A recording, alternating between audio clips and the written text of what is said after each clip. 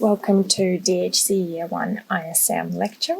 Hopefully it will be high yield in terms of DHC material. My name is Sasha and Michael Evans is going to be helping me put together the slides. So I'll be saying next to the slides all the time. All right, so let's have a look what we're going to cover. Content. I'm going to talk about mostly how to tackle DHC, the stats that are required to pass DHC.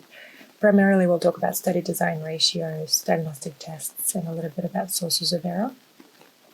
My content may include some of the stuff we did in first year, because I'm a third year, I'm 2 years ahead of you guys. We did systems in first year, systems for cardiovascular system. So some of the DHC material might cover that. So again, ignore if I cover content that you're not familiar with, but do let us know if I miss anything crucial. All right, next is as a disclaimer. So again, this review lecture wouldn't cover all DHC content. I'm primarily focusing on the stats side of things. The stuff in the Q&A formatives is essentially what you need to know anyway. If you find any mistakes or have any feedback about what should be improved or delivered better, let us know. All right, next one is general advice. I've done this lecture for second year, so it's a little bit repetitive now, but essentially there is method to madness in DHC. And unfortunately, there is a level of rote learning that's expected. So for DLab, you guys know that you need to learn and like rote learn things. So it's the same for DHC and anatomy and DKHI. So exam content. So essentially with DHC, as long as you know the formative Q&As, that's essentially all you need to know. So 90% of all exam stuff comes from the formative Q&As. 9% comes from stats lectures, mostly the ones that are from year 1, sometimes in year 2 as well, but you're not going to be assessed in the year 2 material. So for instance, you would have had a study design lecture, ratio lecture, maybe diagnostic tests lecture. So that stuff will be examinable. And maybe 1% of all the content will have just a random question that no one understands. That's your red question. Don't worry about it. There's always going to be a couple of questions that don't make any sense. All right, so SAQs mostly focus on non-stats stuff. So that would be your outline 3 risk factors for cardiovascular disease or something like that. Or basically, your formative and Q&As will come out in SAQs. MCQs are more stats heavy and kind of test knowledge, integrated knowledge of statistics, as well as you'll have risk factor questions and prevention questions. Prevention questions, that will be something like primary, secondary, tertiary. So there'll be a stem in the question, and the question will be, which one of the following is an example of primary prevention? And usually it's something like water fluoridation. You may be asked to calculate sensitivity and specificity in the MCQ. Essentially, you will be given a table, but I think that's more for end of year exams. And DHC builds on previous year content. So everything that has been taught in the first year will be assessed in second and third and fourth. I guess my main advice for you guys is that formative questions, Q&As, are essentially all you need to know. And there is a discrepancy between the LOs and the formative Q&As. That's fine. Usually, if the LOs are not covered by formative Q&As, they're usually low yield. You can choose to ignore them if you want, and you'll still pass fine.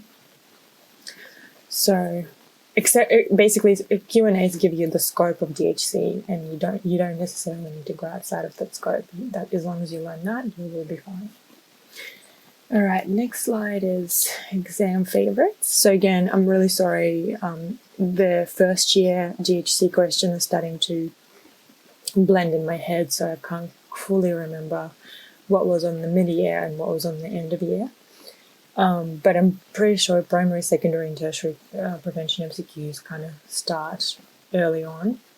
And like I said, I gave you an example of the water fluoridation question. Social determinants of health is a favorite DHC question in MCQs. Usually something to do with like which one of the following is a social determinant of health, and it will be something like educational, socioeconomic status, something social. I remember an SAQ on high-risk individual versus population-wide approaches, and that you will find that in the formative Q&As. If you haven't been taught that, don't worry about it though. Yeah, again, lots of risk factors and preventative factors for certain diseases on MCQs. So, like, what is the main risk factor for cardiovascular disease? And they'll list a couple of them, and the main one might be like smoking, for instance. I remember the cardiovascular risk calculator question, so I've just included a picture of it. You can also Google it online. I think they've changed the picture to just an online calculator. Yeah, again, I remember getting a question on something like which one of the following is not or is on the cardiovascular risk calculator, and essentially it was something like LDL cholesterol was not one of them, but age, gender, and systolic blood pressure were. So yeah, worthwhile looking at, but it might have been our system question. So we learned cardiovascular system in first year, so again, might not be an issue for you guys. I remember, and I think that might have been in the mid-sem exam, the ISM exam, the Bradford Hill criteria was a table with like the component named and its description next to it, and then 3 blank rows of sort of naming 3 more components and explaining those 3 components. Again, I'm not sure if that's something DHC that seems to be more in line with like the stat side of DHC, so they might assess you on that. Have a look in past exam papers to see what I mean. The transmission of communicable diseases, I remember a couple of MCQs on that. So essentially like which diseases are droplet precautions, which diseases are contact precautions, which diseases are airborne. So you just need to know examples of each to be able to answer those. Again, more like DKHI, DMP material anyway. We had a tough one, and I think that was an end of year question about 3 conditions for which refugees in Australia are screened, and name the screening test. And let me just find it now. Again, I'm not sure if you remember this or have this question in your Q&As, but it says list the conditions for which refugees arriving in Australia are screened, and there's something like tuberculosis, HIV, Hep C, Hep B, syphilis, so all that sort of stuff. So I tried to remember the most easy ones. So iron deficiency anemia, for which you'll need ferritin, anemia, for which you'll need an FBC, and maybe malaria, for which you need blood films. Maybe syphilis and serology. So again, probably more of a harder question, a red question. So if it doesn't come up, don't worry about it. Don't learn those things, but just kind of to give you a flavour of what gets assessed. Again, there'll be maybe a table on the SAQs about difference between screening and diagnostic tests, and we'll look at it a bit later in the lecture.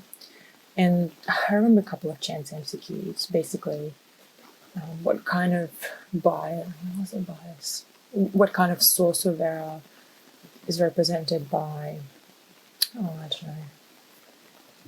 by a small sample size, and there will be chance. Again, we'll talk about it later in the lecture.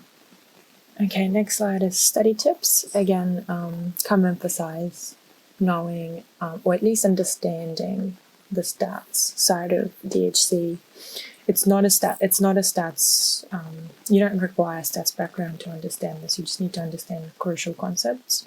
You don't need to be calculating things, more just simple maths for certain things like adding and subtracting things to get a sensitivity or specificity. So, but the stats side of DHC has always been everyone's weakness. Hence why I'm doing this lecture, because it's not hard once you get some of the crucial concepts. I would say the level of rote learning or memorization is required for the formative Q&As, especially like the one that I was talking about, the refugee screening test. You would not have been able to answer that question unless you remember reading it in the formative Q&As and at least remembering a few of them. So I chose to rote learn using flashcards.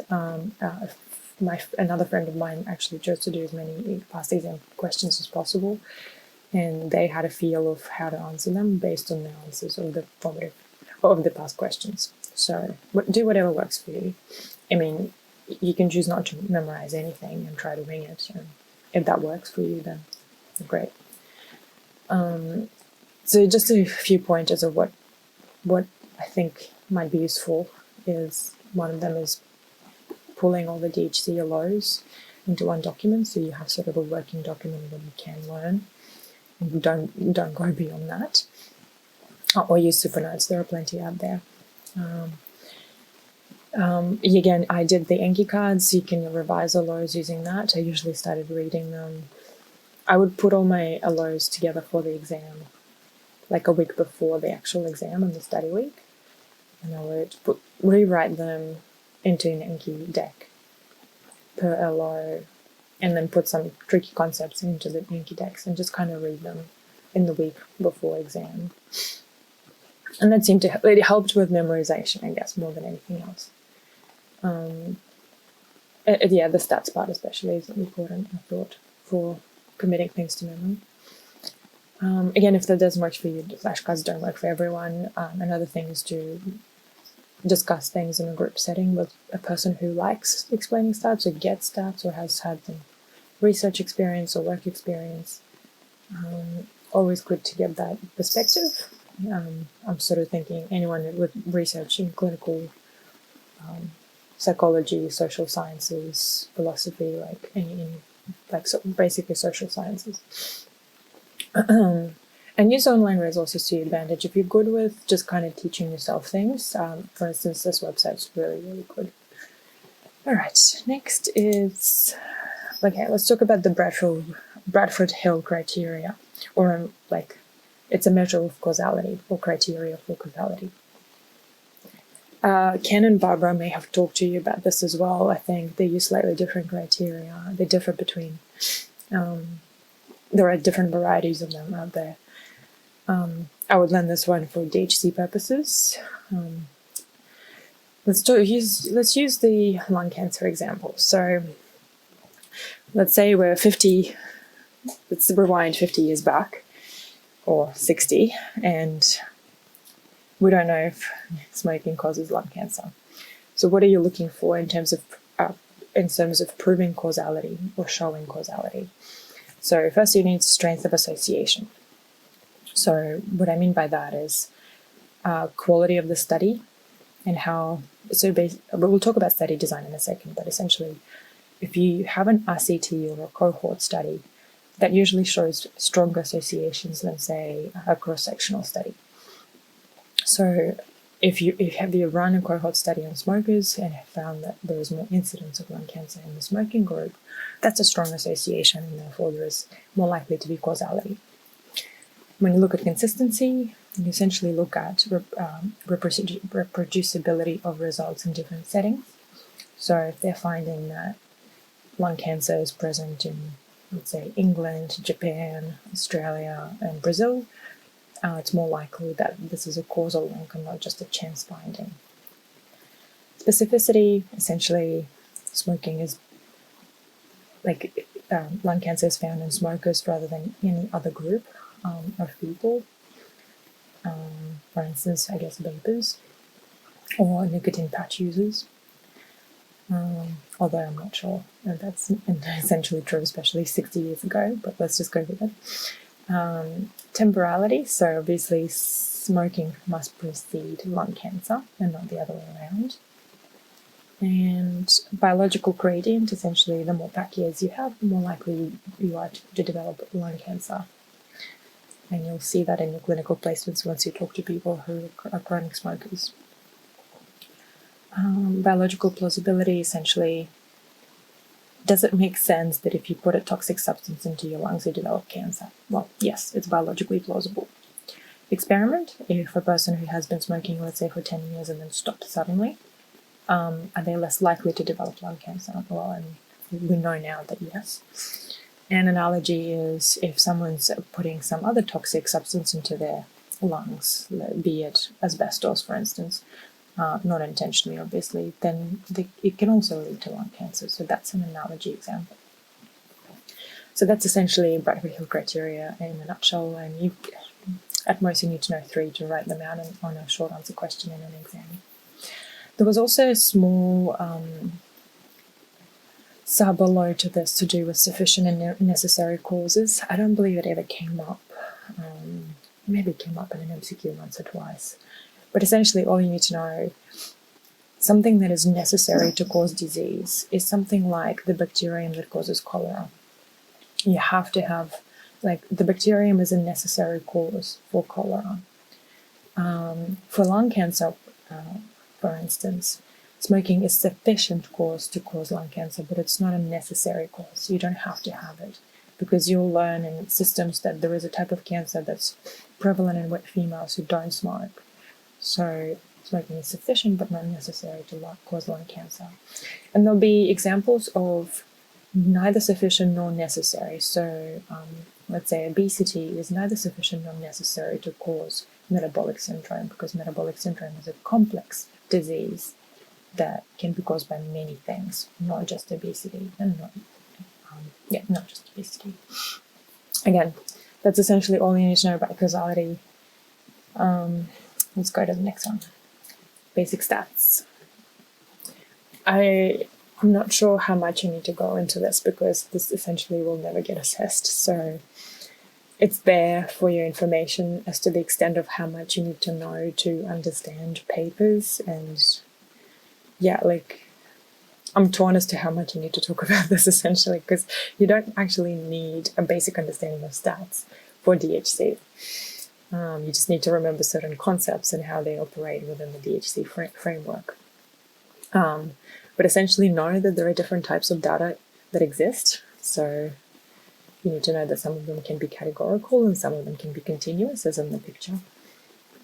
And essentially, if it's categorical, it's something that you can order. You can read the slides.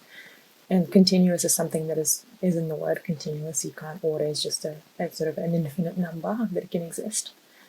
And you can use parametric statistics for continuous variables, which fit data into a bell curve of normal distribution. And you shouldn't be using the bell curve for any of the categorical values. So like a pet hate of mine is when people, some questionnaires, the outcomes of questionnaires, which is ordinal data, and then use statistics that are used for continuous data, because again, it creates bias. And then you can summarize data into mean, median, and mode, and I'm sure you all know this from maths from year 10 or 9. Yeah, that's as much as you need to know. The mean is used for normally distributed data, and mean, median, and mode are used for skewed data. So let's go to the next slide. Skewness. So if there is any sort of shift in your data towards, let's say you're talking about height. Height for men and women is in the middle. Height for women will be on the left, and height for men will be on the right. So for men and women, you can use normal distribution, symmetrical distribution. But once you split up the genders, you probably might need to use the median or the mode to find the center or the average value of the data. That's essentially the difference between the two. All right, next one is basic stats. So again, I don't want to dwell on this either. There was also standard error of the mean, which I took out of here. I think it was in one of your lows, because I've never seen it in DHC, and DHC has never talked about it, so I just took it out.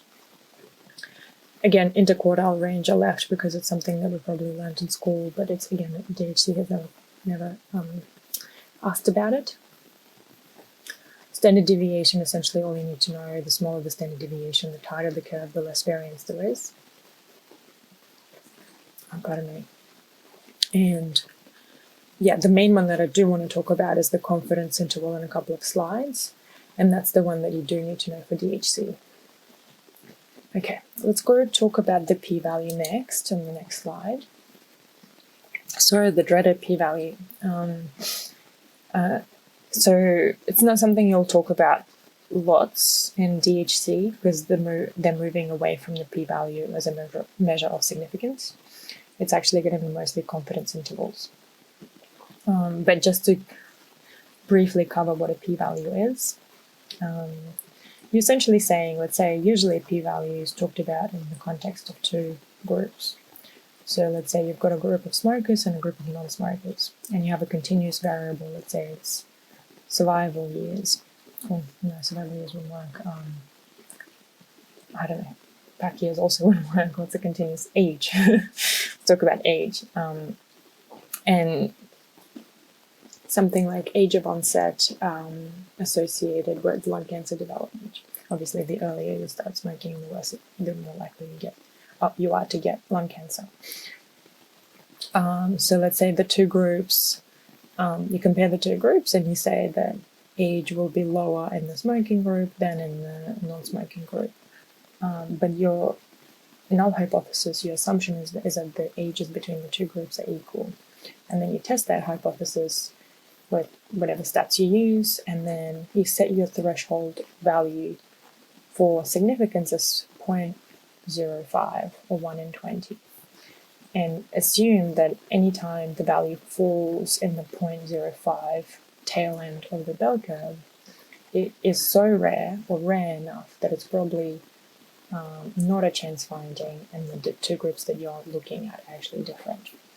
So that's essentially it to a p-value. And 1 in 20 chance is actually not that rare, and that's, I think, partly why the p-value has fallen out of fashion in a way, because it's really easy to manipulate by running multiple comparisons or fiddling with the stats. I think I remember once seeing a study where the means were equal, but the standard deviation was different, and that was enough to cause a p-value to be significant, because the p-value also takes into account the variance. So yeah, the p-value is probably not, like, all I'm trying to say is that the p-value is not a great measure of statistical significance, and especially clinical significance. So something could be significant but not actually clinically meaningful to anyone.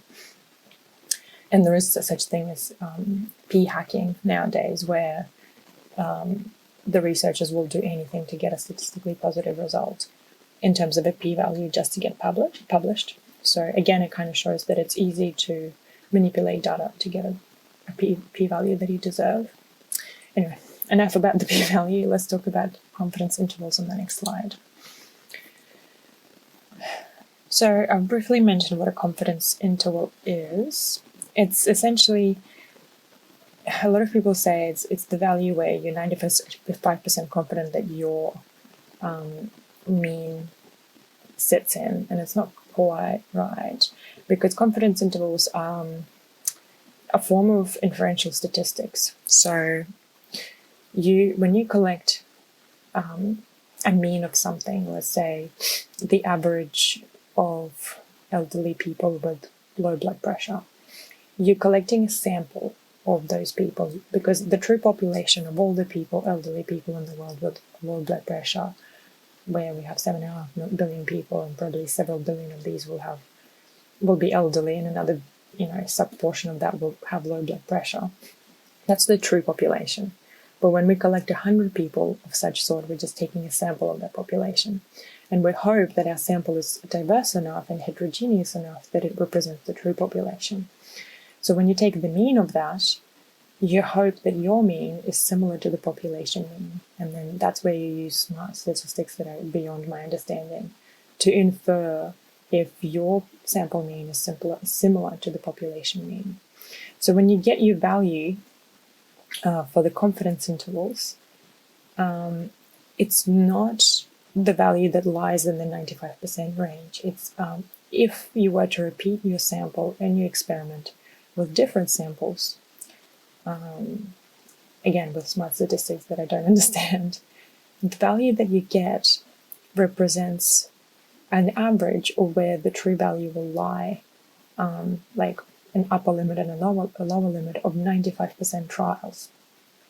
That's what inferential statistics are. Again, I don't think you need to truly understand what it is. All you need to know is that confidence intervals come with a number in front and the brackets of a range, an upper and a lower and an upper limit of of that value. And the 95% confidence interval shouldn't always be 95. It can be 90, it can be 95, it can be 99. It's chosen arbitrarily to be 95 because it represents the same 0.05 significance of the tail end of the curve that we looked at before. And all you need to know is that in the brackets, the range that is given to you, the width represents precision of the point estimate. So the point estimate is the number before the brackets. That is usually your mean or a ratio. And the brackets represent the precision of your estimate.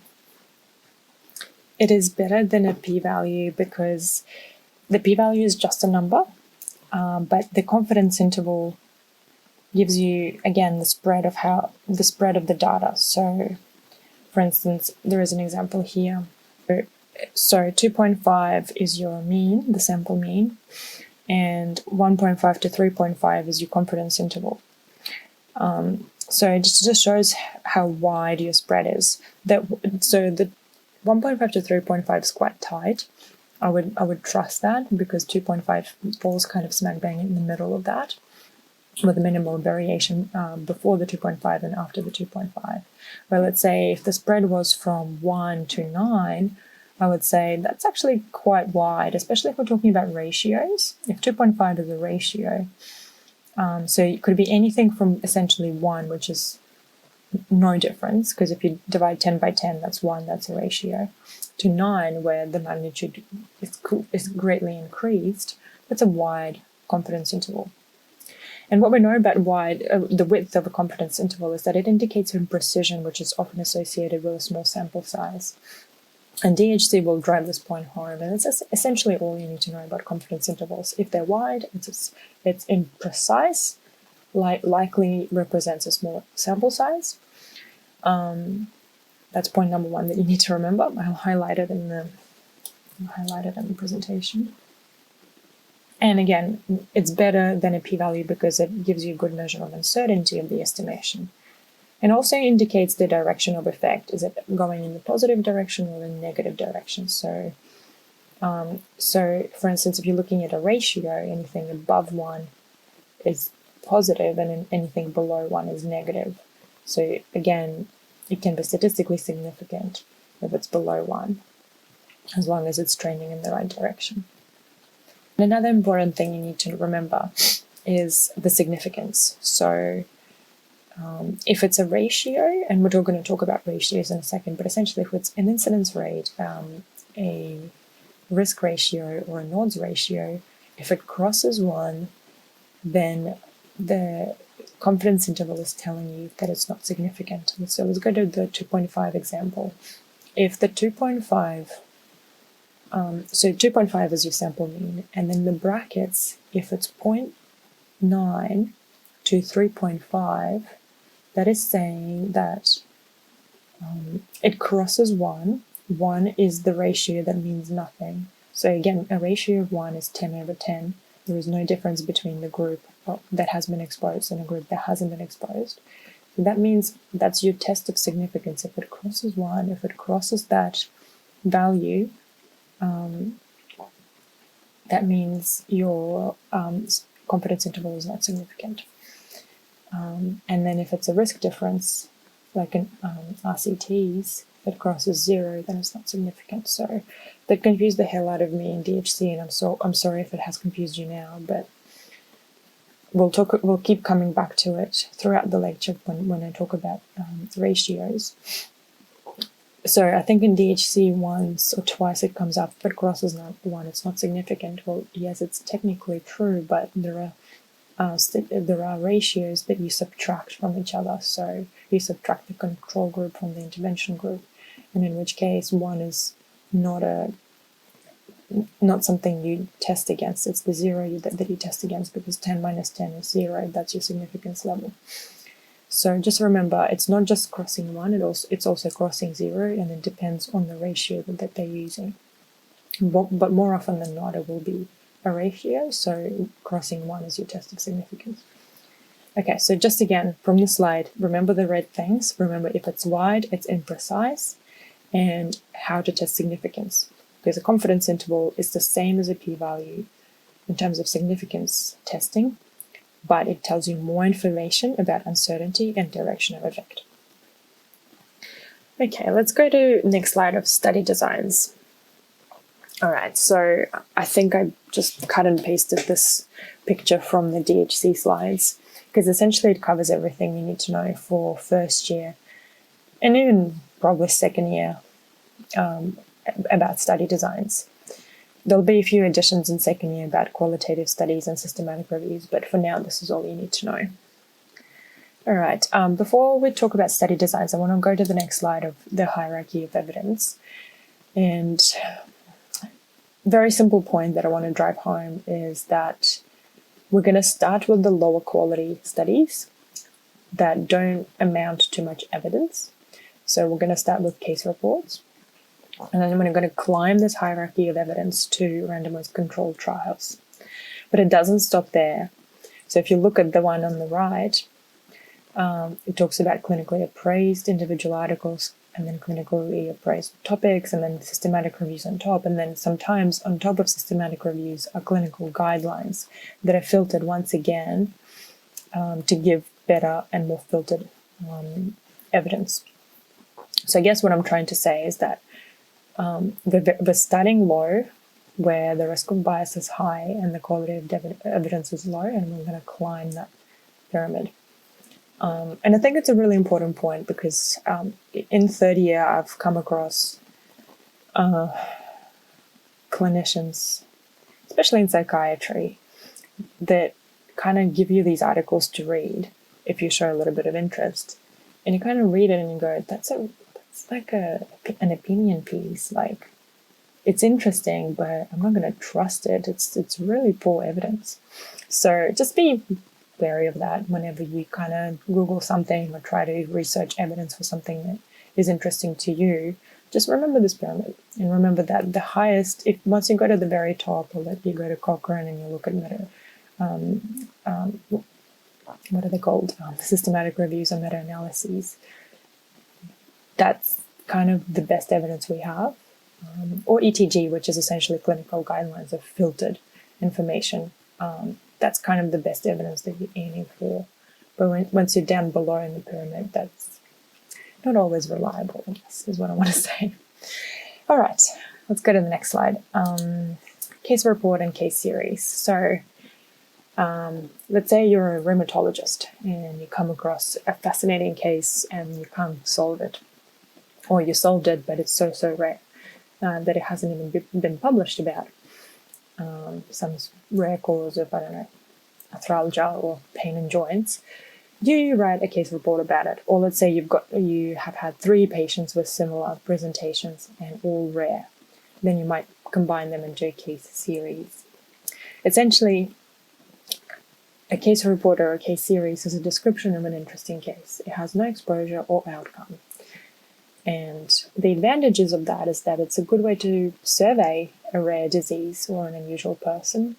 And it's a good indicator for a large study. And of course, it's a source of ideas and hypotheses. So what we say, it's hypothesis generating. So that's the first founding block. And oftentimes, after an interesting case report, you would then do a cross-sectional study, and after the cross-sectional study, you will do a cohort study, and then you keep climbing that hierarchy of evidence. The disadvantages are as written, so there's no control group, and if there is no control group, there is very little statistical validity. There is no defined population sampling. Like we talked about the confidence interval and sampling the actual population. It's really difficult to do with rare things.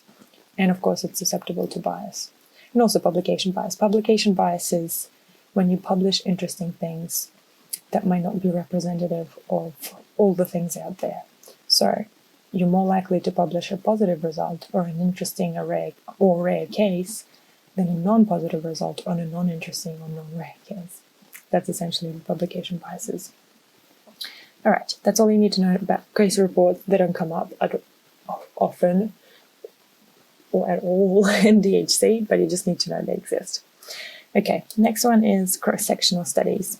Actually, one of my favorite because it's quite easy and I don't know, I love a good survey, and essentially a cross-sectional study is a bit of a survey. Okay, so what is it? It is exposure and outcome measure at a specific point in time. And I've used this example with second year lecture, and I'll use it again because I love it. Let's say you're decided to survey medical students, and let's say you gave them an anxiety questionnaire in time of COVID. So your exposure is the questionnaire, and your outcome is an anxiety score. And that's at a specific point in time. So let's say I were to send out the questionnaire today, and I want to survey you guys, like I want your answer now. So from the 10th of May, I will, open the questionnaire until the 10th of June. I want to know what you're feeling. Give me your anxiety scores. It's a snapshot in time. The disease and outcome are interchangeable. I prefer outcome. And the disease and the exposure are done in the present time. So what are the advantages of that? So it's prevalence. So prevalence of anxiety in medical students during COVID, done in one survey. May suggest associations, but keyword is may. It's inexpensive and easy to conduct. So for instance, on SurveyMonkey, just do it really quickly. It's also good for diagnostic test accuracy. Again, don't worry about it until second year. And yeah, again, like it's apparently good for health service planning, and again, generates hypotheses. Disadvantages, causation cannot be established. For causation, you need a timeline, a temporal relationship, that is, and it cannot determine incidence. And I've bolded this because that's important, because that's something that will come up in MCQs. They will ask you, which one of the following studies cannot determine incidence, and you need to pick either cross-sectional or case report. And oftentimes, not always, there is no control group. So with my example of anxiety in med students, your control group could be dentistry students, although you could argue that they're too similar to med students, so you could choose, I don't know, it's another postgraduate degree. Pick any other one, but let's go with dentists. Yep, just remember, can't determine incidence, can determine prevalence, and it's a snapshot at time. And there is an exposure and outcome. Okay. Next one is cohort. Oh, no, not cohort. Case control studies. So that's the next sort of rung of the pyramid that we're climbing from bottom to up. So I decided to include this picture because I struggled with the temporality or how case control studies are set up. And essentially, all you need to remember is that you start with the outcome or the disease, and you look backwards in time at the exposure in the past. Oftentimes, these case control studies are done on medical records. So, and I think the important thing is that you need to look at rare outcomes. So you're looking at a rare disease. So let's say you're going to look at retinoblastoma, which is fairly rare, cancer of the eyeball, in really crude terms. So you are going to look at all of the, I don't know how you're going to collect this. Let's say you look at IMR or any other data registry. I guess that will be in the cancer registry for Queensland. So you will filter that registry to retinoblastoma diagnoses. And let's say you get a number of 1,000. And then you want to look back in time to see if they've been exposed to anything. I think nowadays we know it's a genetic mutation, but obviously let's assume that we don't know that, and it's due to a certain exposure. So you look at all these retinoblastoma cases, you look backwards in time, and you try to see commonalities between the retinoblastoma cases and see if there is a common exposure. So, advantages. It's less expensive and easier to conduct because oftentimes it's done in medical records. It's most feasible for rare diseases with a long preclinical period. And why is that? Because if you look at a common disease such as diabetes, it's really hard to tease out what the exposure is because there are so many cases and they are so commonly exposed to the same things, or actually a variety of different things. So again, good for rare diseases. You can look at multiple exposures.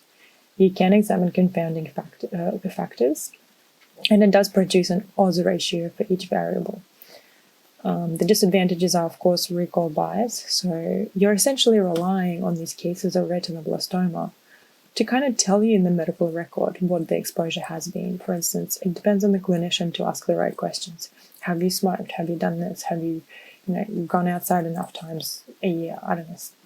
Essentially, the exposure depends on what the patient can recollect and what the clinician can record in the medical records. So again, recall bias is huge. So selection bias, you're selecting cases that are sick enough to have gone to the hospital and gotten the diagnosis. Again, there is insufficient evaluation of rare exposures because, again, not everything is captured in the clinical interview or even a questionnaire. Again, there is a relationship of one disease only. You're looking at one disease and you can't look at multiple diseases, essentially.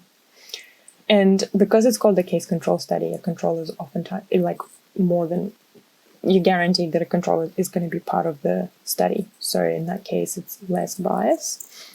But remember, again, just like with the cross-sectional study, there are no incidence rates. So again, that's something that might pop up in the MCQ. Which one of the following studies produces an odds ratio but not an incidence rate? Pardon me. Again, I have found that putting these nuances about these studies into an Anki deck, something like that, a flashcard, where I constantly try to recollect which ones have their odds ratios and which ones don't, quite useful. Again, if you can just reason it out in your head and answer it quickly enough on the MCQ, that's good enough for me also. All right, next one, cohort studies. With cohort studies, I guess what I like is that it's completely the flip or the opposite of the case control.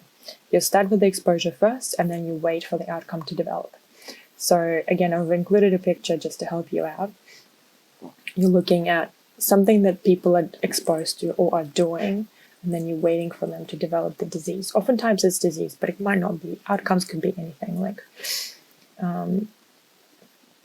if you're giving someone a good diet, or as an exposure or an exercise program, sometimes the outcome is just weight loss or a BMI, not just a disease. Okay, so what's a good example? Let's go with smoking and lung cancer again. You're looking at the exposed group who's smoking and then an unexposed group who's not smoking, and you wait for them to develop some kind of disease. You don't know what it is yet in the 1950s, but you're waiting. So the advantages of that is the causes of illness are easier to establish because you're waiting for a particular exposure to come up with a particular disease. You can examine multiple outcomes. So, for instance, a smoker's group might develop stroke, MI, diabetes, and lung cancer. So that way you can look at multiple outcomes.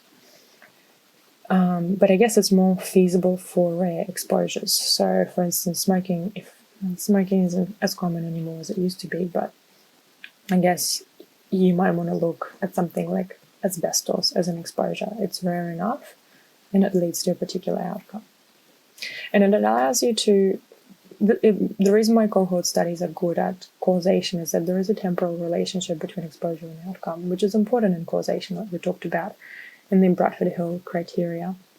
And the outcomes are huge, so you will get your survival rates, your hazard ratios, if it's a prognostic study, which you'll learn about either later on this year or in second year.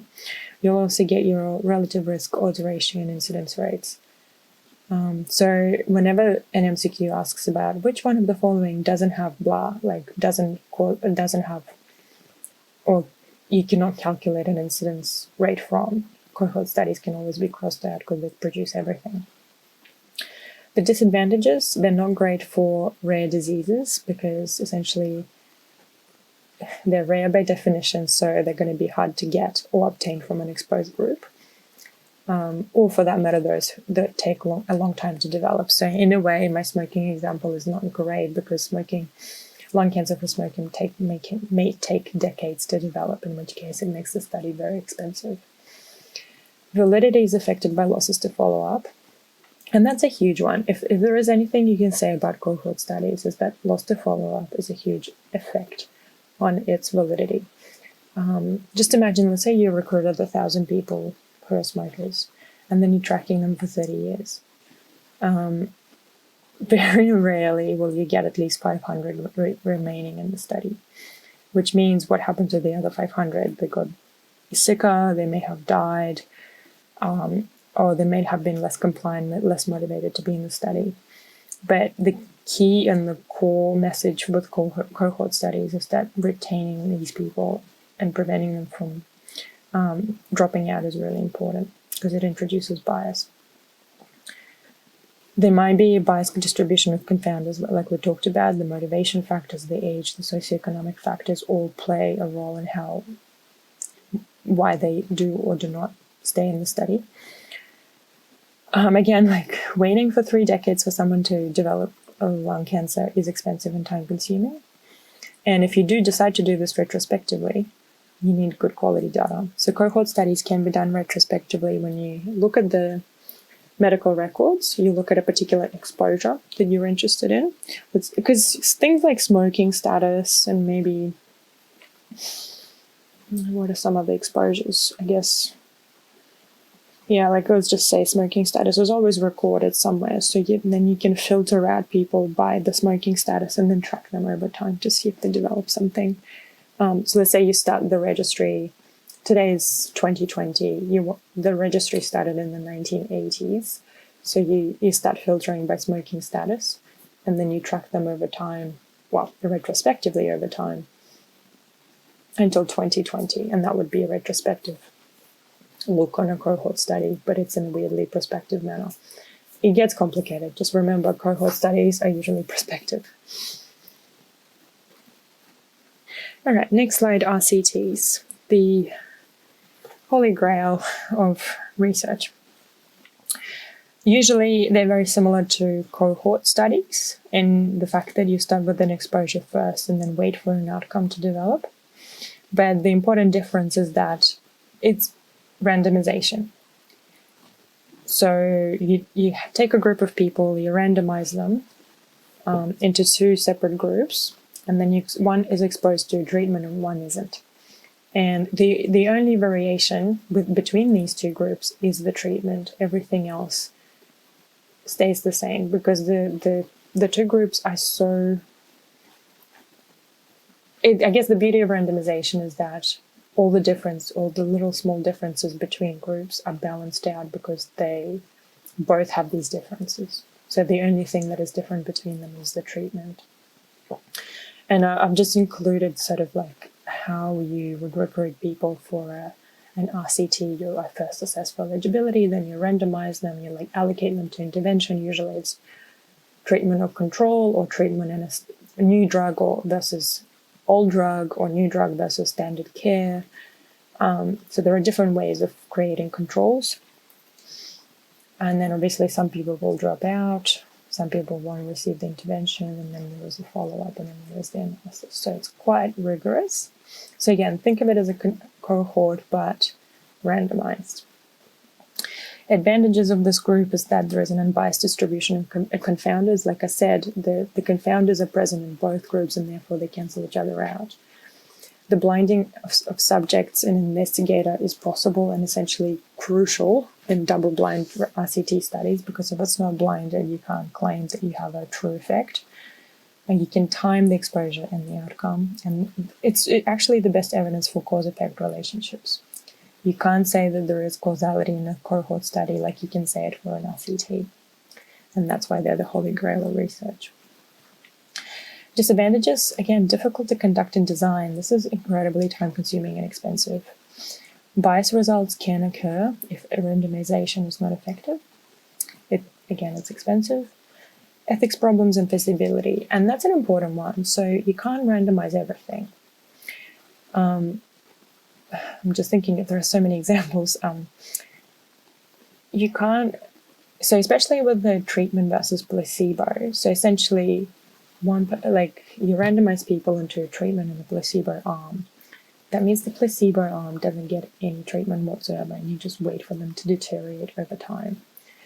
And let's say in researching, for instance, palliative care drugs or interventions, could be argued that it's unethical to allocate palliative patients to a treatment group to ease their symptoms, and the other group, the control group, does not get anything. That's highly unethical. You're basically essentially killing those people faster. So a way to get around that would be to give the control group standard care and the treatment group a new kind of care or a new kind of drug. So at least the control group is maintained and you're not making them worse. So the ethics question comes from not making the control group worse. So for instance, I worked in vision. So I worked with people who had permanent vision loss, but they were not blind.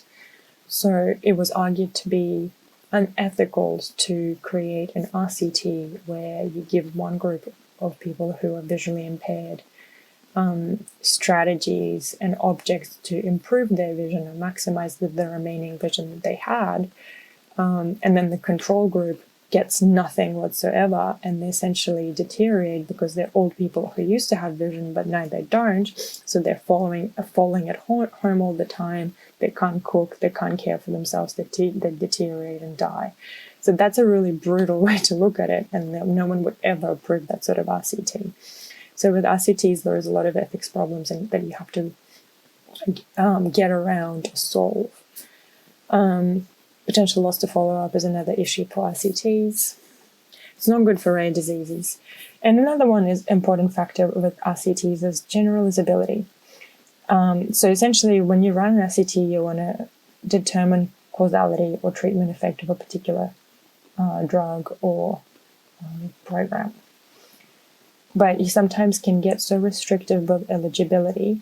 So this person can't have high blood pressure, can't have diabetes, can't have all these things that can affect your treatment result. But sometimes when you look at the group that got the treatment, is a very polished, very pure, very healthy group that you would never get in a real population. So my third year is currently at Logan. Most of RCTs would never apply to a Logan population with horrible health outcomes, health literacy, and incredible burden of comorbid disease.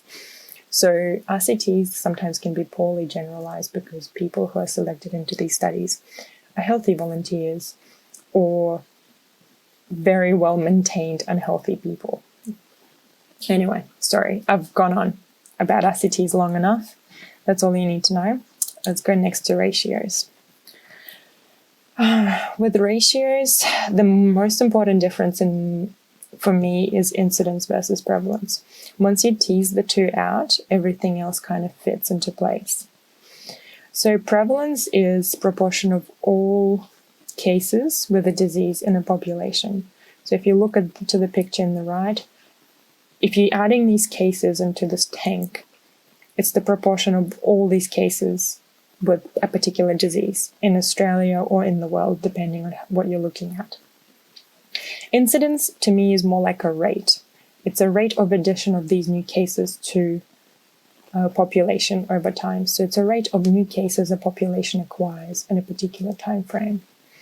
And if you were to put it into an equation, prevalence equals incidence times the duration of the disease. So incidence is an important component of prevalence, but they're two very different things. One forms part of the other. There, I think, was an MCQ recently in second year about it, so I thought I'd include it here. So I remember dismissing it, thinking, oh, this is not high yield, but and I guess I still don't think it's high yield, but it comes up, so I might as well say it here. I think in the ratio lecture, you will have something to do with prevalence and effect of age adjustment on prevalence. So you can have a crude prevalence without age distribution, and you can have a prevalence that is age adjusted. So that's compared to age profiles. Essentially, all you need to remember is an older population will have age adjusted rates that are lower than crude rates, and a younger population will have age adjusted rates that are higher than crude rates. Again, you can reason that out in your head, or you can just memorize it, depending, but at the same time, is it really worth it remembering for just one or two MCQs? It's your choice.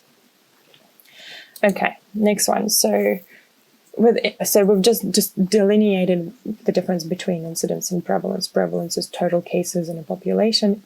Incidence is a rate of new cases acquired over time that contributes to the total prevalence. With incidence, you need to remember two things: cumulative incidence and incidence rate. A cumulative incidence is a kind of proportion. So all of a sudden, puts cumulative incidence into the prevalence kind of table with a caveat that it's actually an incidence. So I'm not going to talk about cumulative incidence anymore. Cumulative incidence is a proportion and therefore belongs kind of closer to the prevalence rather than the incidence rate. Incidence rate, on the other hand, is a true rate, and it's a true incidence. The key with incidence rate is person time at risk or person years of disease. So there's always going to be an accumulation of people with the case over time in something that's to do with person years or person time at risk. So the best way to detect when you're looking at an incidence rate is that you will get, like in this table down below, you will have number of people who develop the disease, and then you'll have this weird person years something something. And then that's essentially where the table will stop. So people who have developed a disease over time in these person year measurement immediately think incidence rate. All the other rates are not calculated with a person year assumption. So this is where incidence rates stop for us. We don't need to know anymore. As soon as you see a person year, that's an incidence rate. And obviously it's not as simple as that as in the real world, in the world of public health.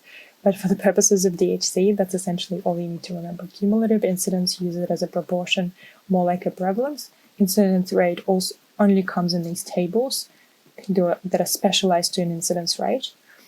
And that's as much as you need to know. So for now, we will be dealing with risk ratio and odds ratio, which are calculated very simply in a need table, nothing to do with person years. Okay, let's go to the next slide. Measures of association. So that's what I meant. We're going to be talking about relative risk and odds ratio. What you need to remember about these two ratios is that they compare rate of disease between groups. In a group that is, it has been exposed, and in a group that hasn't been exposed. They are particularly useful, like we've talked about, in cohort studies and case control studies. So, relative risk is good for cohort studies, but not case controls. Odds ratio can be calculated for cross-sectional, case control, and cohort. With relative risk, this was what gets me, and it was so annoying in first year, but I think I eventually got it. Relative risk implies two different ratios within it. Relative risk includes two ratios. It can either be a risk ratio or a rate ratio. A risk ratio is essentially a proportion that includes cumulative incidence. A rate ratio is a proper rate, but it's not an incidence rate. It's just calculated differently. So you just need to learn this. Relative risk includes two types of ratios underneath it. One is a risk ratio and the other one is a rate ratio. Odds ratio is a little bit easier. Odds ratio is just calculated simply from a table in a different manner. And when outcomes are rare, odds ratios and risk ratios can be treated as the same. But usually, an odds ratio overinflates treatment effect. The good thing about relative risk and odds ratio is that if they're greater than 1, that means it's a positive association. And the reason for that is that an exposed group is divided by an unexposed group. So let's say the exposed group got 10 people who developed lung cancer, and the unexposed group got 5 people who developed lung cancer. So once you divide the exposed group over the unexposed group, you get a ratio of 10 by 5, 2. You get a ratio of 2. So they're 2 times more likely to get disease in the exposed group versus the unexposed group. If you flip that around, and if in this exposed group, the smokers group, 5 developed lung cancer, and the unexposed group, in the unexposed group, 10 developed lung cancer, that's a ratio of 0.5. That means a negative association, and that means the exposed group is less likely to get the disease. We're going to talk about this more in the next slide when it comes to tables, so don't freak out if that didn't make any sense. Okay, let's go to the next slide and talk about how we calculate these. So I've split them up into risk ratio and rate ratio. So risk ratio, just remember, risk is a cumulative incidence, it's just a proportion. So looking at risk ratio, I'm just thinking, let's just go with the lung cancer example because it's easy. Exposure, positive exposure is smoking, negative exposure is no smoking. Disease plus means lung cancer, disease minus means no lung cancer. So when we're looking at number of people who have developed this over time, we're looking at people who have smoked and have developed lung cancer, that's A. We add them to the people who have smoked and didn't develop the disease, that's B. And that's our denominator. So A plus B is the denominator. And then A, the exposure, and the disease, the A. So the cumulative incidence, the proportion is A over A plus B. Similarly for the bottom row, it's the same thing. It's just a proportion. Yeah, essentially it's a proportion. And then down the bottom, it's actually talking about smoke cancer. Okay, and then down the bottom, that's how you calculate it. And then just remember that we always divide exposed by the unexposed. And then eventually you get a percentage out of that. And you want to incorporate the word risk into it. So patients who smoked had 4.2 times the risk of lung cancer compared to patients who did not smoke. It's important to say who you comparing to, and I think DHC was really pedantic about it in short answer questions. So make sure you actually say that. I don't think this will be examined in the ISM part of DHC, but definitely at the end of the year, they will get you to interpret ratios and write out what you think is the rate is. So you don't have to calculate it to the exact, but they'll at least get you to write a ratio out, and then they'll expect you to write out what does that mean, and you'll have to write that sentence out, the interpretation sentence. With the rate ratio, once you can just look at it, but you will never have to calculate it in DHC because it is to do with person years. It is to do with an actual incidence rate, and you will see why later, but it's easier to give you the risk ratio table rather than the rate ratio table, because the risk ratio table, you can calculate a risk ratio, an odds ratio, and you also can calculate the risk difference from them. So it's much better to give you a risk ratio table rather than a rate ratio. With the rate ratio, it's essentially the same thing. Once you see person years, you just divide by that number. So basically the person years is the denominator. And then you flip them around and you make sure that the exposed group is divided by the unexposed group. And then you just need to make sure you use the word rate rather than risk. So people who smoked had 4.1 times the rate of lung cancer compared to patients who did not smoke. Again, I'm using that only as an example. It actually never comes up in THC. But remember risk ratio. So when RR is written in a paper, you kind of need to figure out what they mean. Do they mean risk ratio or rate ratio? But that's the only tricky thing about it. Okay, that's enough of risk ratio. Let's go to odds ratio calculation. Odds ratio is very similar to the risk rate, or am I getting confused? Yeah, the relative risk, sorry, in the way that it's calculated.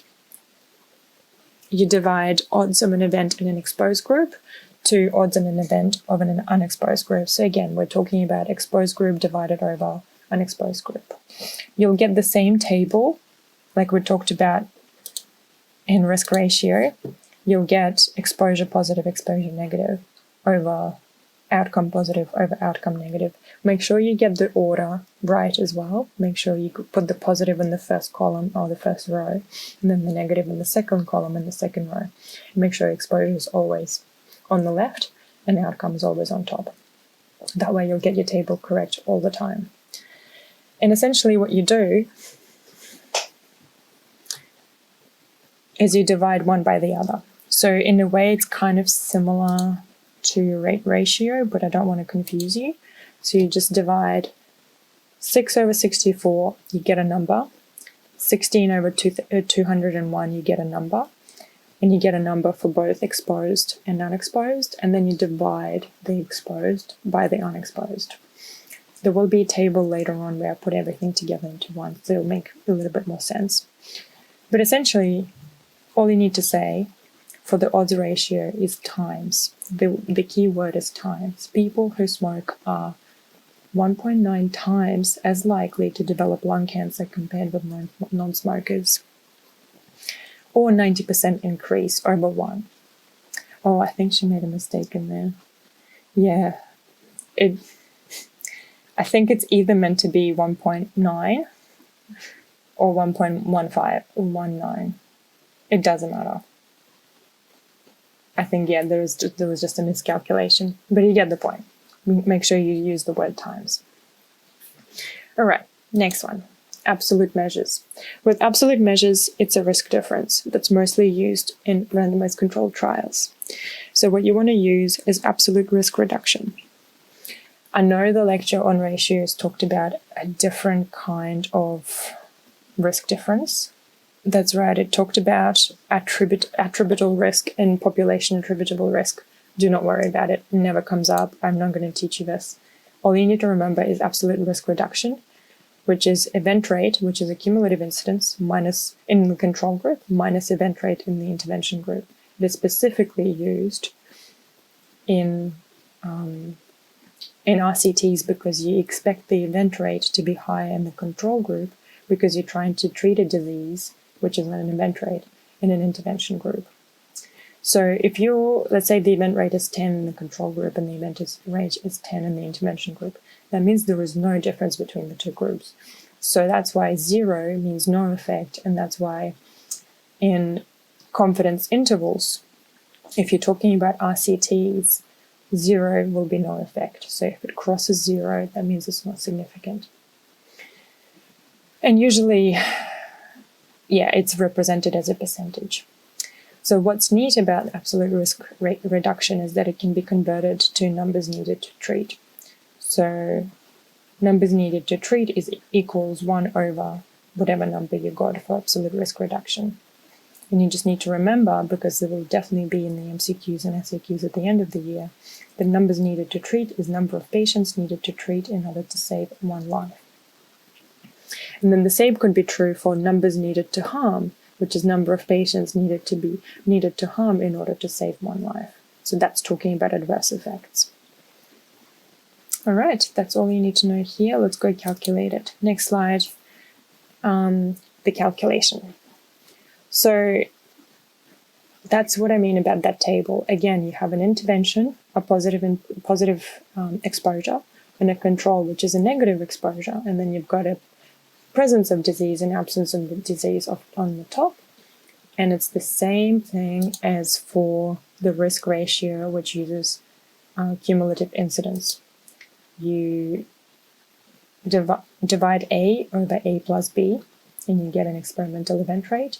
You divide C over C plus D to get a control event rate. But instead of dividing things, you're just subtracting one from the other. So you subtract the controlled event rate from the experimental event rate. Once you get that number, you can divide 1 over that number to get numbers needed to treat. So in a way, event rate is kind of similar to cumulative incidence. And that's essentially all you need to know. So let's go back and look. Let's go into the next slide. Yeah, the key to ratios is the 2 by 2 table, and calculate a bunch of ratios from just one table. I'm stealing this example from formative Q&As that are going to be given to you later in the year, but I think it's just It's a shame they didn't include it early in the year because I think it puts everything neatly together. So bear with me. Okay, so have a look at the table. So I think the exposure was aspirin and the placebo was no aspirin, so no exposure. The outcome was heart attack, and the lack of outcome is no heart attack. So the aspirin group had 30 heart attacks, and the aspirin group had 70 people who didn't have a heart attack. And then the group that didn't get aspirin had 60 heart attacks, and the group that didn't get aspirin had 40 of them didn't have a heart attack. So you have all your numbers there. Immediately, you know, then they're not going to be asking about incidence rates because there is no person years column. So in this case, you know that looking at this table, you're able to calculate risk ratio only, an odds ratio, and a risk difference, as in RCTs, and maybe even numbers needed to treat. So now, all you have to do is combine the numbers in the right way. So for ratios, you're dividing exposed over the unexposed. And for the risk difference, you are just subtracting event rate and controls from event rate in the intervention. You know that the risk ratio and the risk difference are calculated in the same manner because they're cumulative incidence, but the ratio is divided and the risk difference is subtracted. And with odds ratio, you can either cross-multiply or you just follow the ratio protocol. So let's do it. Let's calculate the odds ratio. So with the odds ratio, what do? You do 30 over 70. And then in the row below, you do 60 over 40. You get numbers from that, and I've just calculated what those numbers are. So 30 over 70 is 0.43, and 60 over 40 is 1.5. So we're dividing the exposed group over the unexposed group to get an odds ratio of 0.29. So the way that you can explain it is people who take aspirin are 29% likely to develop a heart attack when compared to a control group. Or you could use the times, so you could say people who take aspirin are 29% or 0.29 times likely to develop a heart attack when compared to a control group. Or you could say 29% more likely. But you could also flip it around and say people who take aspirin are 71% less likely to develop a heart attack when compared to a control group. Because it's a percentage out of 100, you can either flip it to likelihood or unlikelihood of the two. With the risk ratio, it is a cumulative incidence. So it's 30 over 30 plus 70, and it's 60 over 60 plus 40. And then you divide exposed over the unexposed. So I've done the calculation, and 30 over 30 plus 70 is 0.3. 60 over 60 plus 40 is 0.6. 0.3 over 0.6 is 0.5. So how would you explain that? You can say people taking aspirin in the intervention group have a 50% reduction in developing heart attack compared to those in the placebo group. Or you could say people who take aspirin have 0.5 times the risk of developing a heart attack when compared to the placebo group. Or you could say people who take aspirin are at half the risk of developing heart attack than the placebo group. So there are multiple ways of saying it, but I guess for the purposes of DHC, you want to incorporate the word risk. So you could just say 0.5 times the risk. Okay, and you can see that there is a discrepancy between the odds ratio and the relative risk. And that is because odds ratios in trials like these oftentimes overestimate the treatment effect. So a risk ratio is better to use than an odds ratio in this instance. Since we've already calculated the cumulative incidence that was required for the risk ratio, all we need to do for the risk difference is to subtract one from the other. So we're subtracting controls from the intervention. We get a number of 0.3 Excuse me, but what does that mean? We can say that there is a 30% reduction in the number of heart attacks sustained by people in the intervention group when compared to the controls. Or 30% of cases of heart attacks are attributable to taking aspirin, as opposed to 70% of cases of heart attacks that are attributable to not taking aspirin. Take your pick. And then we can estimate the number needed to treat. So 1 divided by 0.3 is 3.3. So 3 people are needed to receive aspirin to benefit 1 person or to save 1 life, to prevent a heart attack from occurring. And that's essentially it in a nutshell. This is all you need to know about ratios and how to manipulate them. I don't think it will get any harder than that. Again, I don't think you need to know this for the ISM exam. That's a lot to take in, but it is going to come up in the end of year exam. Again, I thought I'd put it all together in here rather than wait till end of the year. That's essentially it to ratios. Let's move on to diagnostic tests. Screening versus a diagnostic test. Again, I'm not sure if you guys have gone through this. If you haven't, don't worry, skip this. If you have, then let's talk about it. So this is the table that we got assessed on, I'm pretty sure, on the ISM SAQ exam.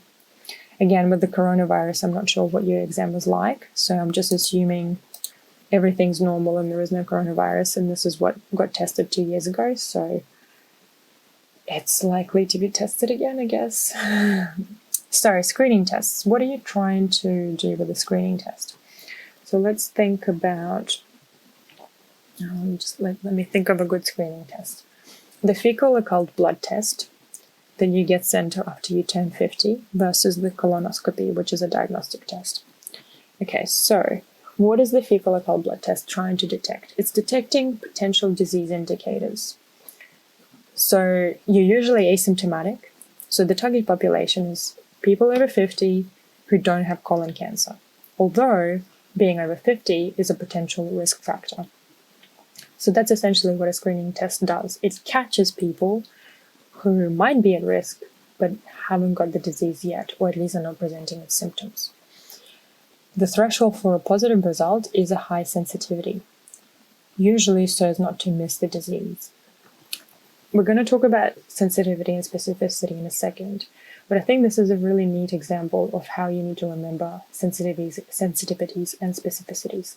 A high sensitivity is a high false positive rate. It's a rate that is really lax to catch all of the things that might potentially be positive. And obviously, if it's let's say even with the COVID testing that's been relaxed, it used to be really tight. It used to be, you had to have had exposure to a person with COVID in close proximity, or you had to have high fever. I think was like the main threshold, over 38, and I can't remember the other one, but let's say it's just high fever. So that's catching people who may have had, I don't know, the flu. So that's quite a large window of that. You're catching all the people with high fevers. It's high sensitivity. Now it's been relaxed even more to just coughs and colds and everything respiratory. But initially, it was just a high sensitivity for fevers. High sensitivity and specificity will haunt you for the rest of your life. It's a really important concept to get your head around. I don't think I can do it justice because I just remember it based on this table. I just remember that a screening test tries to catch lots of things, high sensitivity. And then a diagnostic test tries to rule out negatives, so it's high specificity. And then I kind of work backwards from there. I know other people use spin when sensitive spin specificity rules things in. I can't remember. People use different ways and acronyms to remember what is sensitivity and what is specificity. So I'll let you figure it out on your own. But I have been asked by doctors multiple times about things, about tests that I would, or like investigations I would run on a person. And then I would get criticized on my choice of that test because that test is not specific or not sensitive. depending on what I'm talking about. So doctors talk that lingo. It's part of the exams, especially for physician training. So these things, the sensitivity and specificity, have to be really clear-cut in your mind by the time you're in third year. Anyway, enough of that. So when you're talking about a screening test, it has to be highly sensitive. It has to catch all the things. And a positive result is indicative of a suspicion that you may have a disease that warrants confirmation. But because we know that something that's highly sensitive catches a lot of false positives, we know that what we have caught and this person is presenting with a screening test that's positive might not actually mean that they have the disease. And again, you're talking about cost. A screening test usually must be cheaper than a diagnostic test. So I think the fecal occult blood test is definitely far cheaper than doing colonoscopy with an anesthetist and a gastroenterologist. The money and the labor costs are much higher to conduct the diagnostic test. All right, so what is the purpose of the diagnostic test? It is to establish presence or absence of the disease. So compare and contrast between screening tests. Screening tests are just trying to detect potential disease, whereas diagnostic tests establish if this disease is, they diagnose essentially. The target population is symptomatic individuals or symptomatic individuals with a positive screen, which makes sense. Like if you come present to a doctor with PR bleeding, so bleeding from the anus, then you can see the blood in the stool. Usually the differential is colorectal cancer. So you would perform a colonoscopy immediately. But if a person presents to you and they've never had PR bleeding, but they have a positive fecal occult blood test, because in the word occult, you don't know that the blood is there, you would still do a colonoscopy. But you wouldn't do it on a person who just comes in and is like, oh, I just feel like a colonoscopy because they don't have the risk factors. Well, you could do the screening test to figure out. The threshold for a positive result in a diagnostic test is high specificity. So high specificity rules out false positives, and it filters out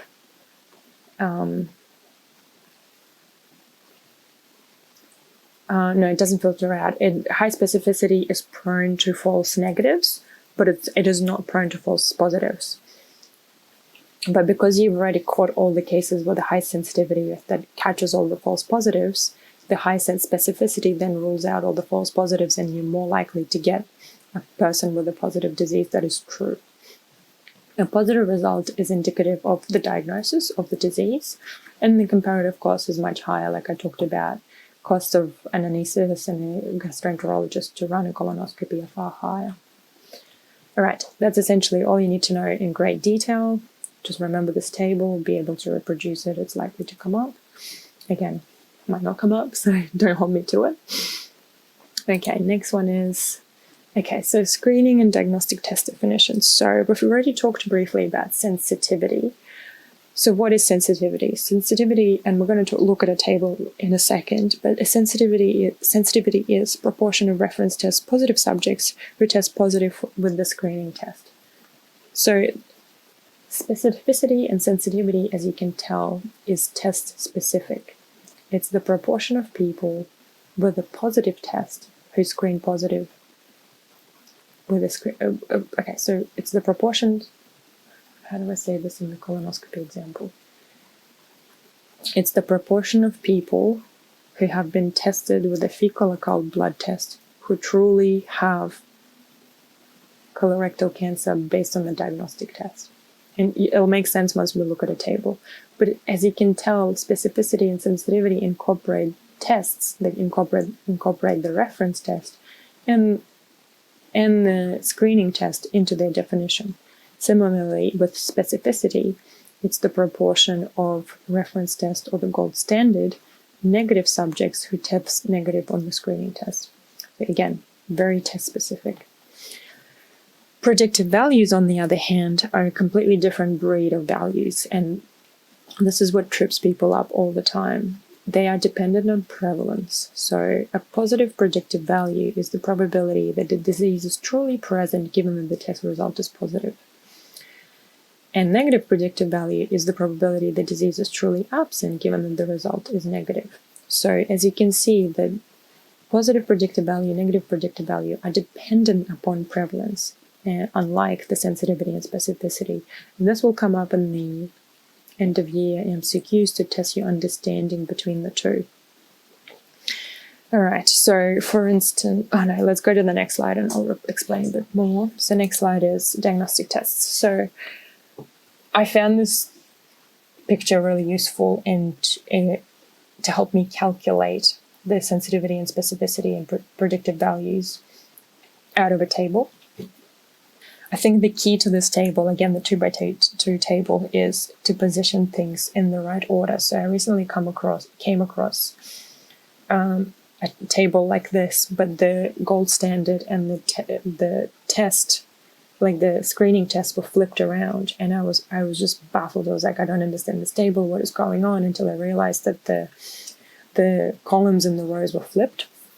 So I think for the purposes of DHC, always put the diagnostic or the gold standard up top, and then the screening or the test, the index test that you're trying to test on the sort of the left-hand side on the rows.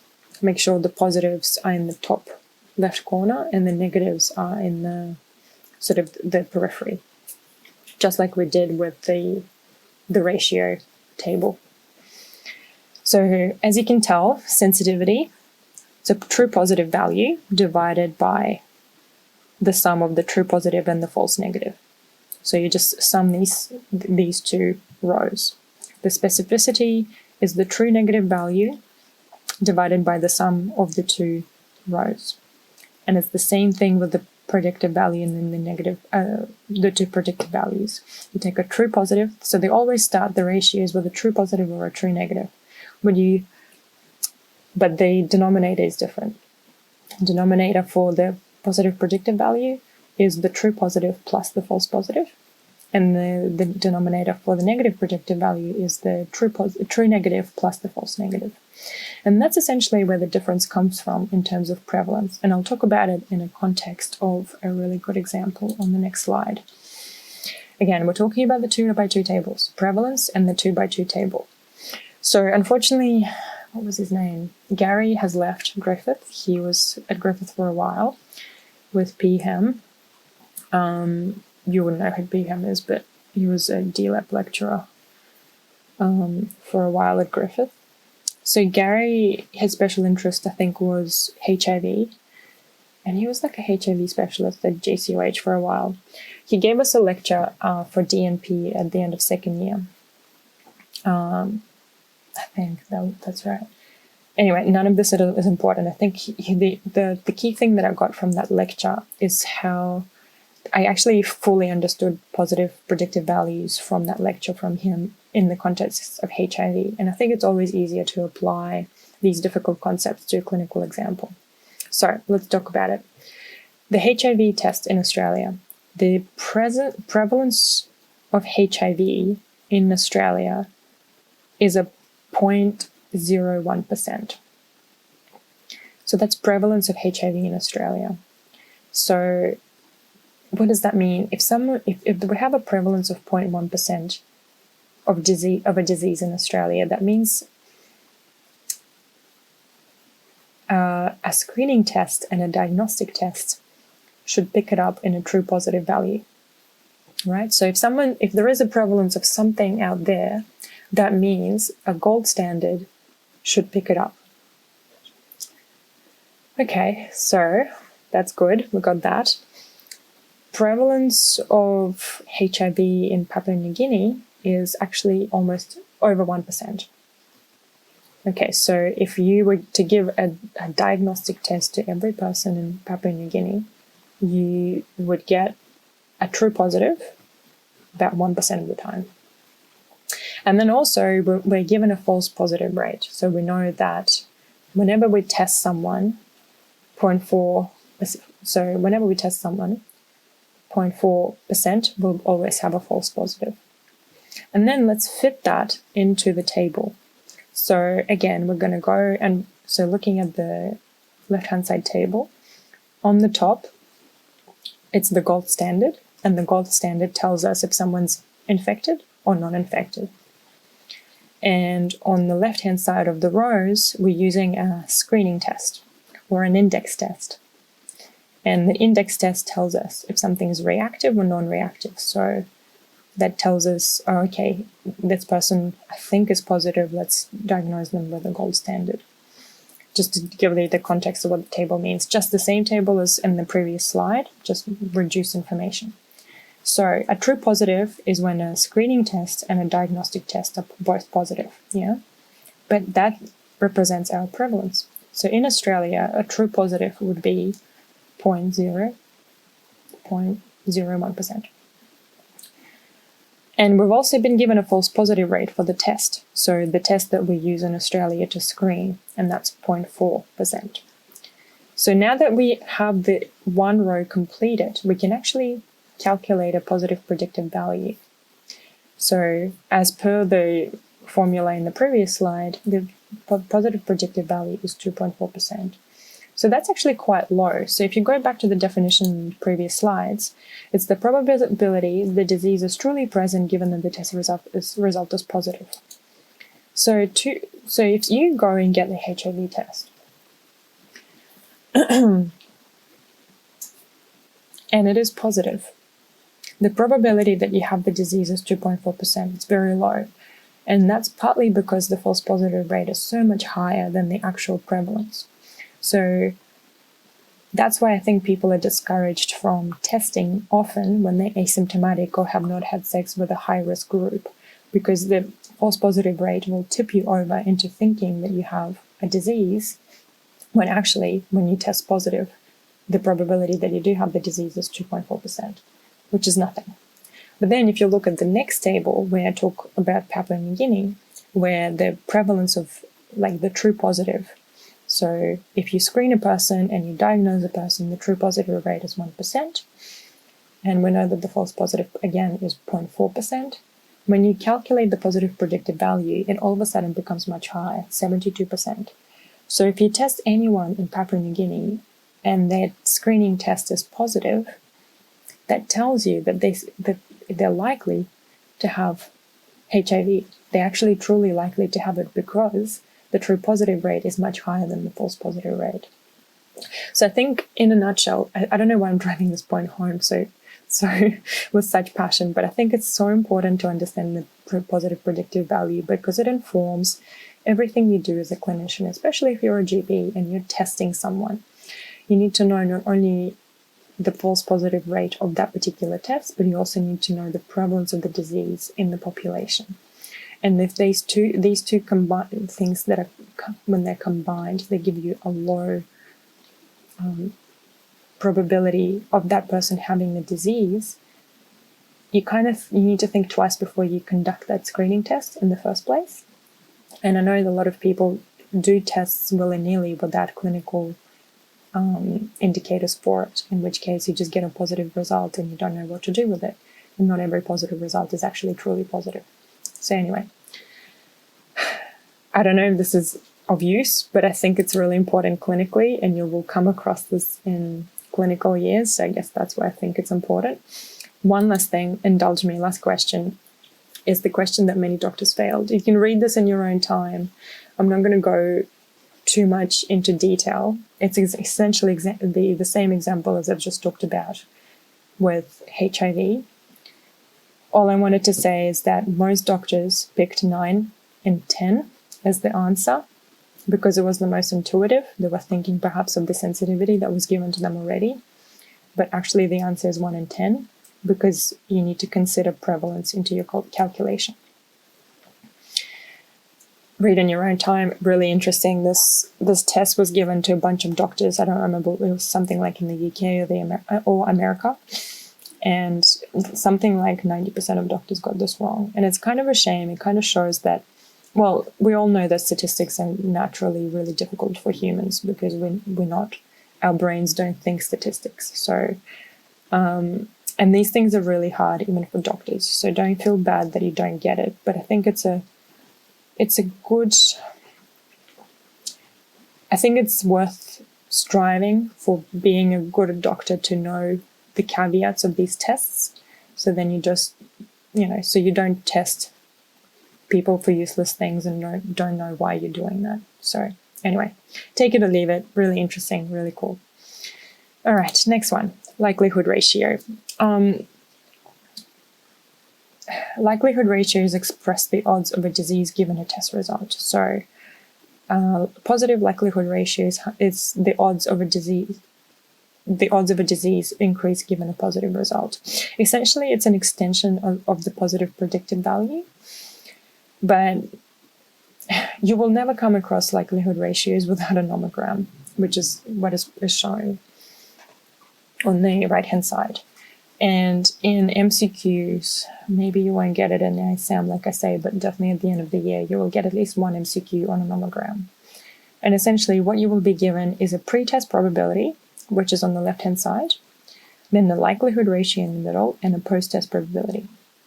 So just like we talked about the necessity of testing for a particular disease, your pre-test probability includes your clinical judgment, factors in the patient's history that support your diagnosis, and prevalence.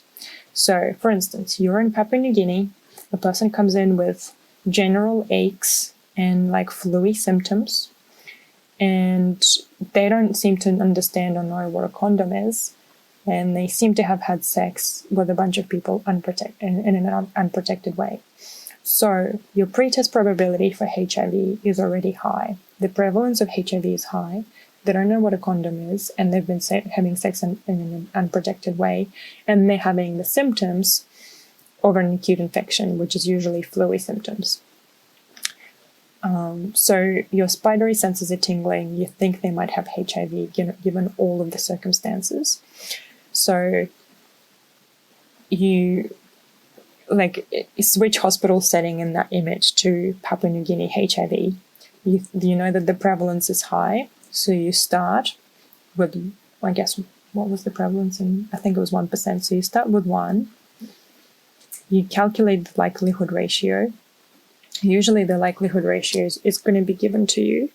And then you essentially draw the line. So if the likelihood ratio is 100, you draw the line between 1 and 100. And you end up, where would you end up? Probably in the 50% category. If it is a percent of probability, 50 probability category. So it would give you a post-test probability that's quite high. In the exam, you will be given 2 numbers, and essentially you'll just need to draw the line between the 2. That's the HIV example. The example that's given here in terms of primary care setting versus hospital setting is essentially driving the point home about prevalence. Prevalence of disease is higher in the hospital setting than it is in primary care setting. So your pre-test probability in the primary care setting is likely to be low for a particular disease, and you will be given that number. So it will be 3 for, some disease. And then the likelihood ratio will be the same for that particular disease, and you draw the line and you get 20%. But if you start with a 30% in the green line, then it's 10 again, but you have to obviously draw the line upwards, your post-test probability increases. So given 2 different clinical situations and pre-test probabilities with a likelihood ratio of 10, you will get very different post-test probabilities. That's the extent of what you need to know about a nomogram. You just need to draw the lines, read the question carefully, know where the pre-test probability sits and the post-test probability sits, and calculate it out. I've never seen it in any other context. I'm sure it exists, but for the purposes of DHC, this is all you need to know. All right, I think it's one of the last slides. Major sources of error. You may or may not have had that lecture. I'm not sure. I just want to digress just a little bit and talk about statistical errors or type of statistical errors. So remember how we talked about the null hypotheses, or your null hypothesis usually is my groups are no different or my groups are the same. And that could either be true in actuality or it could be false. So let's say if you reject the null hypothesis and you say, no, my groups are different, it could either be correct or it could be an error. So if your groups are truly different, your null hypothesis is rejected and it's false, and you get a correct value. But if you reject your null hypothesis and you say that your groups are different, when in actuality the groups are truly not different, you commit a type 1 error. So a type 1 error is saying that two groups are different when in reality they're not. It's a common error with p-values and often occurs due to multiple comparisons. So in your clinical appraisals of papers in second and third year, when you're looking at a p-value, you might actually comment and say, I think this is a type 1 error. I don't believe this result. They have a really small sample size, or like, I think they've, run the statistics multiple times, and I think it's a type 1 error. The reverse is true with a type 2 error. So if you accept your null hypothesis and you say, yes, I think the groups are different, and they are actually different, the groups are the same, and they are in actuality also the same, you are correct. But if you accept your null hypothesis and say the groups are the same, but in actuality they're different, you commit a type 2 error. So saying that two groups are similar when in fact they are different sometimes happens in underpowered studies when the sample size is too small.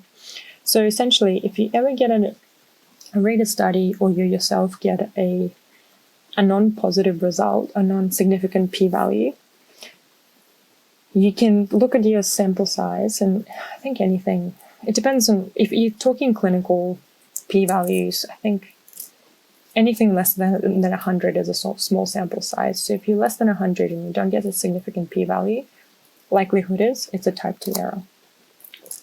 Chance we briefly touched upon, and I used to confuse and still do chance and bias. So chance is a random error that results from imprecision, or in the ability to measure the variable, unreliability of the measurement, or from small sample size. So essentially, it comes from your measurement, it comes from your sample size, but it's called due to chance, not due to bias. And then bias is a systematic error in any phase of study that leads to a result that differs from the truth. It is not easy to correct with measurement, mathematical adjustments, or corrections. You must design the study well. So that's why we talk about like selection bias. If you systematically select for people who are healthier, you're committing a bias. And bias is actually harder to correct because you're doing it systematically. And that's essentially all you need to remember. Just remember the key difference between chance and bias. Chance is from sample size and measurements, although there is such thing as measurement bias. But bias has to be systematic, whereas if you've got an unreliable measurement, that's just likely due to chance because you didn't know it was unreliable. And confounding is the last one, and it's going to haunt you again to do in cohort studies. And it's when a third variable comes into play that is related to both the exposure and the outcome. So that's an easy one to sort of tease out in terms of smoking leading to lung cancer. So we know that there is a causal link between smoking and lung cancer, but what other things can play into it? Could be age. The older you are, the more likely you are to develop cancer. It could be genetic predisposition. So what if all of your members of your family have died or have had cancer in the past, in which case you actually might have a heritable cancer? What other things can cause cancer? You may have had exposure to asbestos, resulting in asbestosis. So it's not just smoking that can cause lung cancer. Sometimes you can just have lung cancer without any exposure to smoking. So that's called confounding, when another variable can explain your outcome, not just the exposure that you're looking at. And again, that can be minimized by randomization, restriction, matching, stratification, and multivariate modeling.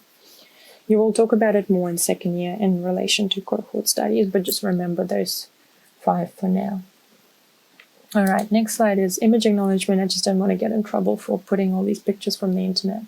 And lastly, good luck, everyone. I don't know how your exam is structured for DHC for ISM. So take or leave some of the advice I've given. Some of the stuff might be beyond your level. Some of the stuff might be just right. I hope that you've learned something, And I hope I've taught you some of the high yield stuff that I have seen myself in the past come up in the exams.